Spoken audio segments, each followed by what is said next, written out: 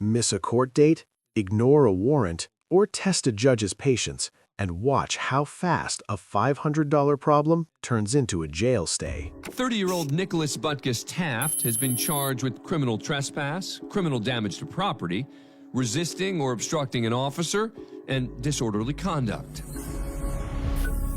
A year earlier, around 2 a.m., police say Butkus Taft broke into a local home. The couple who lived there heard him and called police. When officers arrived, they found Butkus Taft bleeding from injuries he sustained while climbing into the house through a window. Butkus Taft initially resisted officers, but was eventually taken into custody. He was released on a $500 personal recognizance bond with the conditions that he have no contact with the victims and pay restitution for the damage caused to their home. But when Butkus Taft failed to appear in court, his bond was raised to $1,000 and a warrant was issued for his arrest. He was picked up about a month later. And today, Butkus Taft appears from the county jail before Judge Melicia Mogan to hear if his bond will be revoked. He's represented by attorney Zachary Fisher. Mr. Butkus Taft, why weren't you in court? Your Honor, I take full responsibility for it, but it was an honest mistake. My kids were home from school that day, so I just lost track of time. It was unintentional, but it was my responsibility to make that court date.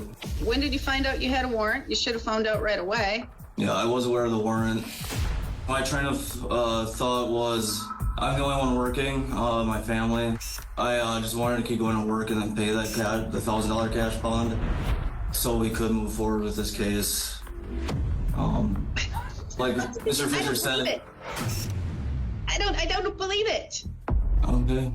Your hearing was on February 6th. You knew you had a warrant. I know. You weren't picked up until March 11th, over a month. Don't be giving me some story about you wanted to save up that $1,000. That's blarney. That's a story. That's made up. You could have turned yourself in and you could have said, you know what, Judge, I messed up. You could have done that and you could have done what you're doing now. Baloney. Baloney right now. I don't believe you. So in fact, I'm raising bail to $2,000. You had from February 6th until March 11th to figure it out, to turn yourself in, to have your attorney ask the court for leniency like you're doing now. But you didn't. You didn't. You should have thought about that on February 6th. You should have thought about that on February 7th. You should have thought about that on February 8th or 9th or 10th or 11th or 12th or 13th, 14th, 15th, 16th, or so on. You should have thought about that. But now you are because you are in jail. So now you got to figure out how to come up with $2,000. Bond was set at $2,000. And 2 months later, Butkus Taft accepted a deal where, in exchange for pleading guilty to criminal trespass, criminal damage to property, and disorderly conduct, the resisting arrest charge was dropped. For the criminal damage charge, he was given a deferred sentence of 18 months. For the remaining charges, he was sentenced to 18 months probation and must pay $11,720 in restitution to the victims. Next, we head to Trenton, Michigan for a probation violation hearing. 52-year-old James Adams has pled guilty to no dog license and letting his dog run at large. 8 months earlier, after Adams failed to get his dog vaccinated for rabies, he was cited for allowing it to run freely without a license. He pled guilty and was sentenced to 12 months probation, 5 days of community service, and ordered to pay a fine of $615. He was also given a month to get his dog a rabies vaccine and obtain a license. When Adams failed to do either of these things, he was ordered to appear in court before Judge Michael McNally to hear if his probation will be revoked. He appears without an attorney. I ordered you to have this dog licensed. It came to my attention 2 weeks ago that you didn't. That's right. Hang on. It's very simple, Mr. Adams. I can't believe we're still going through this. He's gonna die. You're gonna kill my dog. I'm not gonna kill you. If he gets that vaccine, he will die. He almost died before. So, Should I just put a bullet and go home and put a bullet in his head? hang on a second. I mean, I can do that. Just get it over with. If that's the ruling, then I'll just go home and put a bullet in his head. That way he doesn't have to suffer. You ought to see what he went through. It was horrible. Listen. And now you want to kill my dog? And this, who's going to be accountable to that? You can't have it. I'll... Judge McNally uses his gavel to restore order. I tried to do them both. Listen. Once. Listen. He cannot have the shot. Listen. He will die. Listen. I have the proof for it. He can... Here's the hard truth. Knowing you have a warrant and not turning yourself in almost guarantees the judge will assume you're gaming the system. cannot have the shot. I was not negligent. I had been trying and trying and trying. I don't know what else to do other than kill him. Nobody wants your dog to Well, if die. you vaccinate him, he's pretty much dead. Listen. The doctors are recommending for me not to do it. In order for a dog to be licensed, the dog has to have its shots. It has to be vaccinated. Now, what you're saying to me is, be a god, be a king, and just say the hell with their ordinance. But that's not what judges do. Your Honor? I want you to listen to me for a second. That's what you want me to do. I can't do that. The judge brings in prosecutor Caitlin Foley Carter, who's been in touch with state legislators about the ordinance. Your Honor. Ms. Foley Carter, The state reiterated our position is that there are no exceptions or exemptions to enacting the rabies vaccination. and I'm supposed to let this dog run around and bite somebody? You know, people fight, dogs bite. You can't amend this and try to fix it for a remedy? Because there needs to Fix be it for a remedy. What, ignore the Brownstown No, it's laws? 106 years old. And you signed a plea agreement saying must register and obtain licenses for all animals in the home within 30 days. That's in part and part. I ordered that. Do it. I am not about to carve out an exception for you or anybody else or myself. Now, I'm not going to argue with you. You want to get your lawyer here and you want to contest this, you feel free. I'll give you an opportunity. I'll adjourn it a week. But my patience is running thin. Nobody wants your dog to die, Mr. Adams. He's got a really good chance of dying. A week later, Adams returned with his attorney and pled guilty. He was ordered to pay a fine of $125 and agreed to get his dog a rabies shot, which he did. His dog is fine. Next, we head to Houston, Texas for a probable cause hearing. 38-year-old Cody Fritter has been charged with harassment and, in a separate case, assault on a household member. 5 days earlier, police say Fritter got into a physical altercation with his live-in girlfriend after she failed to put away his socks. Investigators say they also discovered several harassing voicemails and text messages sent from Fritter to the alleged victim. Fritter was arrested and released on $50,000 bond with several conditions, including that he have no contact with the alleged victim and that he abstain from drugs and alcohol. Today, he appears before Judge David Fleischer to discuss next steps in the harassment case. Fritter is represented by attorney Abel Izagira. Mr. Fritter, you're facing up to 6 months in jail and a $2,000 fine. We're going to do probable cause. Judge Fleischer asks the prosecutor to review the charges. In the voicemails, the defendant curses at her, asking, "Where are you? Why the are you at work?" and calling her various names. Additionally, the complainant showed the officer text messages of the defendant telling the complaining witness, "Kill yourself and I want to watch you suffocate," and "Your family hates you." The complaining witness indicated that the continual harassment is making her fear him even more. I see that he has also picked up a felony assault against this complaining witness as well. Yes, sir. Okay. What happened in that one? The complaining witness advised that the defendant came home upset about socks not being in the closet. The defendant punched the complaining witness with a closed fist on her foot twice on her right thigh and twice on her left thigh, causing pain. The complaining witness advised that the defendant grabbed her by the arm and forcefully shoved her out of the house, throwing her on the porch. The officers observed purple and green bruises on her arm, foot, and her legs. You know, Mr. Fritter, let me tell you something now. You scare me. And you scare me something good. Look at me! Can you imagine what life is like when someone has to walk on eggshells because they have the fear that if they make someone mad in the smallest respect of having socks not in the damn drawer, they're liable to get a beating?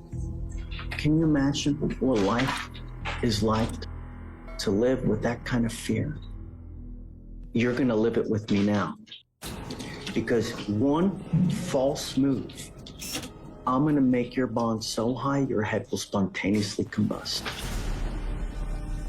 Do you understand? Yes. From home invasions to a dog license? This next case proves courtrooms don't care how small the charge sounds, only whether you follow orders. This is panic talking, fear turning into shock statements, and once emotions explode like this in court, the legal issue almost becomes secondary. I'm entering what's called a magistrate's order for emergency protection. This is a court order that identifies her as a protected individual. You're not to have any kind of communication whatsoever. You will not have any threatening or harassing contact.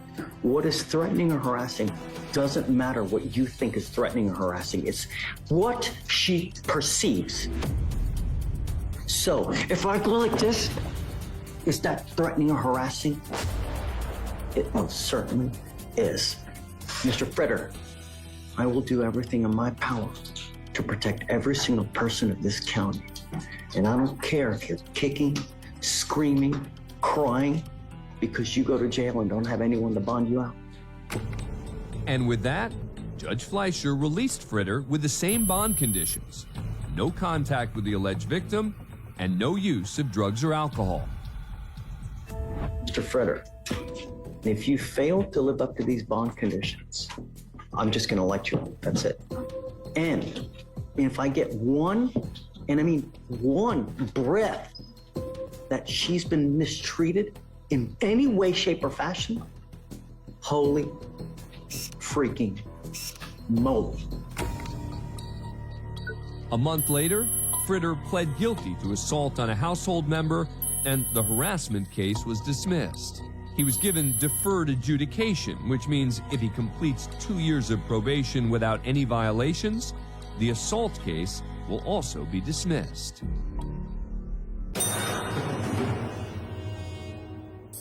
Next, we go to San Antonio, Texas for a probation revocation hearing. 25-year-old DeAndre Lamont Coleman has been charged with assault against a family member. 8 years earlier, Coleman got into an altercation with his now ex.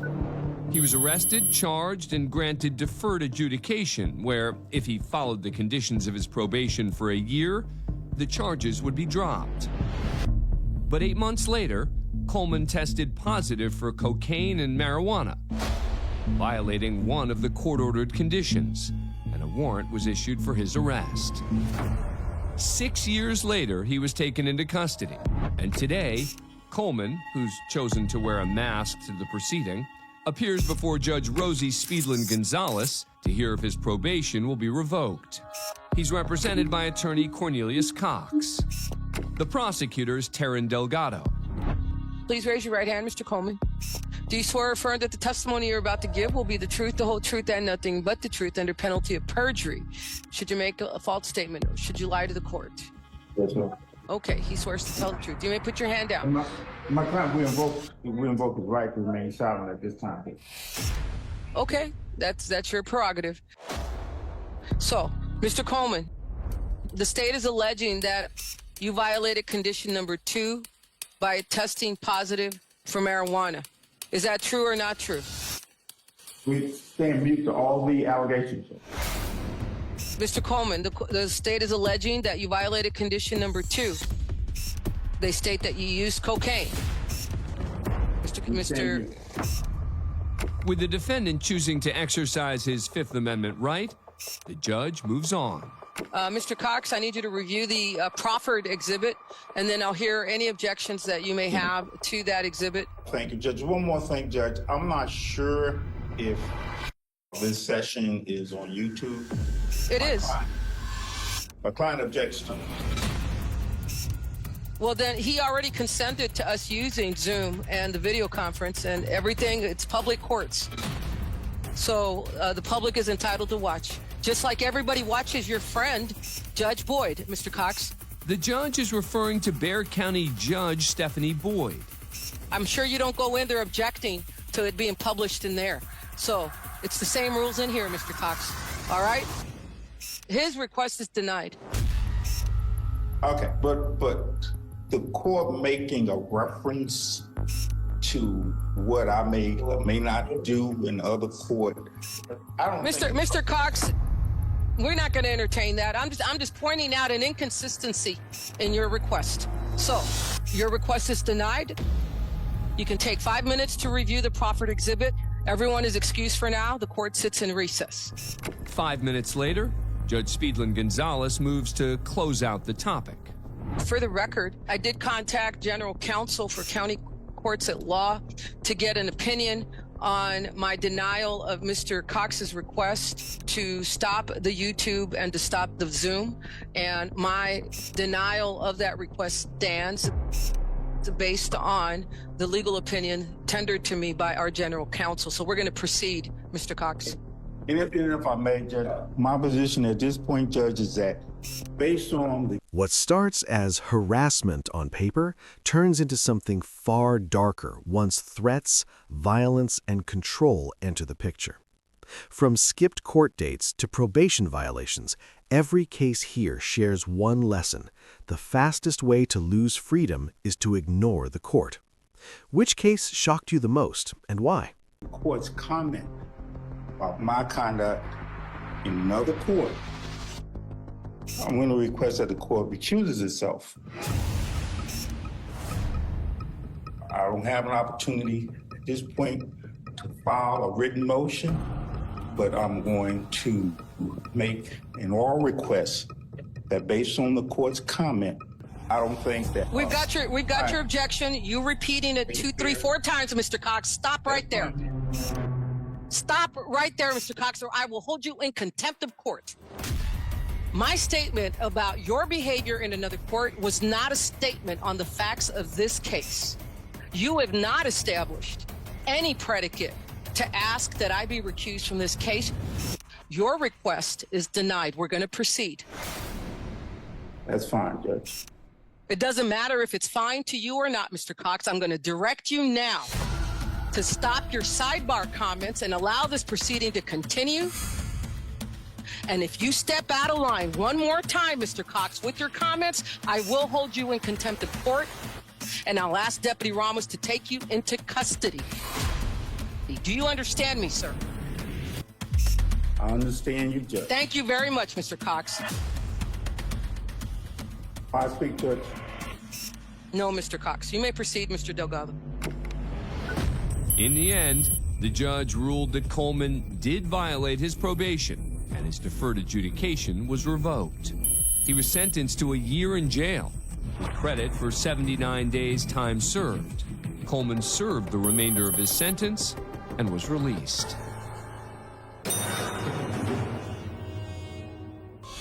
Next, we go to Trenton, Michigan for an arraignment. 43-year-old Jason Rumpf has been charged with possession and use of drug paraphernalia and possession of a controlled substance. 2 years earlier, police say Rumpf was carrying a small amount of crack cocaine and a homemade pipe. Rumpf also has an open case from 7 years earlier, when he was cited for a civil bicycle violation and apparently still owes the court $189. For the drug charge, Rumpf was released on a $2,500 personal bond. Later, when he failed to appear for a hearing, a warrant was issued for his arrest. Today, Rumpf appears from the county jail before Judge Michael McNally to hear if he'll be given a new bond. He's represented by attorney Mike Baldwin. Judge, for purposes of arraignment, my client stands mute, waives formal reading of the general information. Not guilty pleas are entered, including on the show cause. I inform my client that that is in default and that it needs to be addressed. Well, it's been in default for 7 years. Where do you live? Creekside Estates. How far is that from here? Like, I can throw a rock in it from here. And why haven't you shown up here in 7 years? I didn't know I had a bike infraction 7 years ago. The police stopped you in 22, and your license reflected that you were living on Pennsylvania. Now you're saying Creeks. Sorry. You're supposed to update your address with the Secretary of State. So I don't know if you were. Sir? Sorry, sir. You haven't been here in 7 years. Where do you work at? Maintenance at Creekside Estates. Tell me something. Why don't you think you have to show up in court? I want to know. So this. I totally forgot about it. I'm sorry, Your Honor. Totally forgot. I swear. Totally and completely forgot. So now you've got yourself in a predicament here. I hope you got somebody that's going to help you, because I'm not. Because you've been blowing us off for 7 years on one of these cases and 2.5 years on the other. See, why do you think you can blow courts off like this? It's not that, sir. I have no money. I just started working for Creekside. I have no money. Nobody said anything about money. Your ticket didn't say show up if you have money. Your ticket didn't say show up if you're working. Don't show up if you're not working. Don't show up if you don't have money. You cannot show this kind of lack of respect for courts. And with that, the judge sets a new bond in the case. So you need to come up with $3,500, 10% plus the $189 or $539. Wish you well, hope you can. If not, I'm sorry. Maybe you'll learn a lesson. I doubt it, but possibly you will. Good luck to you. Rumpf paid the $189 for the bike infraction, and after spending 26 days in jail, he pled guilty to drug possession and was sentenced to time served. The paraphernalia charge was dismissed, and his cases are now closed.